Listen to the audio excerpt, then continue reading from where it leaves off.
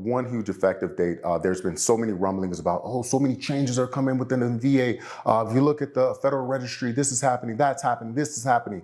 Well, guess what? Let's slow down, you guys. Let's slow down. Let's slow down. Let's really understand what is truthful and what is enacted and what is just a rumor and could be coming down the rumor mill, could not happen. And you know how many times the VA has proposed information that has never come true, that has never got approved through the Federal Registry?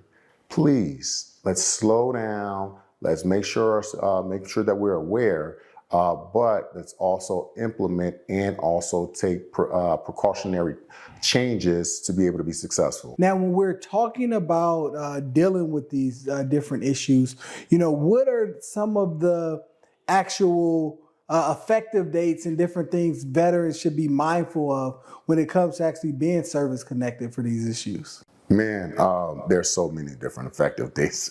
But one effective date that I will say is it's going to be the effective date of May 19th, 2024. That's when the digestive system changes will be happening. So we want to go ahead and take part for that. May 19th. So now when we say the changes are happening, now, so what exactly are they expecting to change based on that effective date, that if it was the day prior, what is actually nuanced and difference there? I'm not going to go over all the changes because, again, and I'm going to kind of summarize it for you guys, because allow us to read the 50-page documents to kind of convey all that information. But what I will say is this, a few major changes such as diagnostic codes. And a lot of people, you guys not necessarily gonna need to worry about so much of that, but just to inform yourself, so if you're equipped with information, a diagnostic code will be just an identifier of a actual condition itself, okay? A diagnosis or a condition itself. So that's what they utilize to identify your condition and also provide a criteria for your condition to actually provide a rating for your condition, all right? So that's going to be changed in a few different areas such as GERD, IBS. Also, rating criteria for some is going to be huge. And also the implementation of these things. When is it going to implement? How are you going to be affected? Are you grandfathered in? Are you not? Do you have a claim in for it? Just so many different areas. When we're talking about these issues, I understand that we want to be the best Googler in the world to try to provide ourselves a diagnosis. But listen, that's the physician's job. However, your job is to convey your ailments that you're dealing with. Your job is to convey the symptoms that you're going through. Your job is to be able to make sure that they understand when the onset happened. That's your job. Again, being able to describe the diagnosis, how it came about, if it's connected to this, if it's connected to this, we want to go ahead and take a look at. It's not your, that's not your position in this case file. Should you educate yourself? Of course. This is what this is here for. This is why we're here.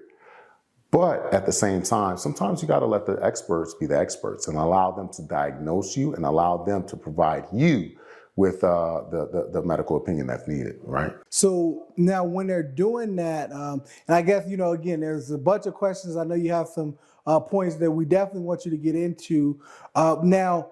But I just know, because the veterans, they always hitting the line. They always telling me, they want to know some of the things you just answered. And they also want to know, when I get service connected for these conditions, what's the maximum compensable rating, right? They want to know, am I going to be able to get 100% if I get this or what? Because a lot of veterans think they can get 100% for one condition a lot of times. So they want to know what that rating is going to be worth. Oh man, fantastic. That's a great question. So on how you find out what your rating is going to be would be necessarily understanding the condition you're diagnosed with. Finding out the condition that you're diagnosed with, at that point, it will be outlined in the 38 CFR. Once you find that condition in the 38 CFR, at that point, you can figure out what percentages that you can be allotted based on the symptomatology that you deal with. That's it. I don't want to overcomplicate it because it's a little bit more in depth, but what I will say for our community here, understanding that finding your diagnosis would provides so much value in regards to what you're going through, because you want to be able to convey it.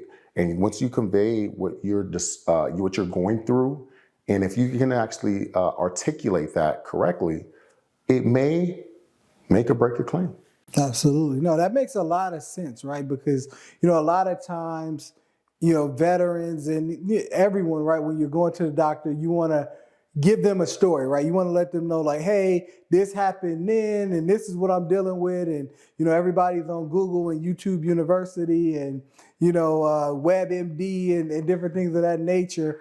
And you're just like, okay, you say what you're actually dealing with, right? Yeah. But no, this is some great information on actually really understanding that you just want to communicate those symptoms. You don't want to explain and say, hey, you're dealing with this, because at that point now, the physician you're talking to might start thinking about other symptomatology that's related to what you just said you're dealing with versus the actual symptoms that you're actually experiencing. So focus on talking about those. That's actually wonderful information.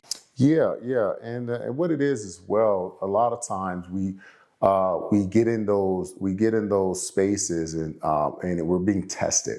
And I know a lot of times you don't have a lot of time to convey what you're going through, because a lot of appointments, they can run 15 minutes, 10 minutes and get you in and out of there. What are you going to really find out within a 10-minute time span? Again, that's why it's very important. Have your records. Okay, have your records. I will always be a proponent of that. Have your records. So with that said, that time frame is not enough time to really dive deep, right? Really dive deep. So you need to make sure what you're going through, how you're going through it, but making sure that the next person understands that. That is the biggest advice I could give.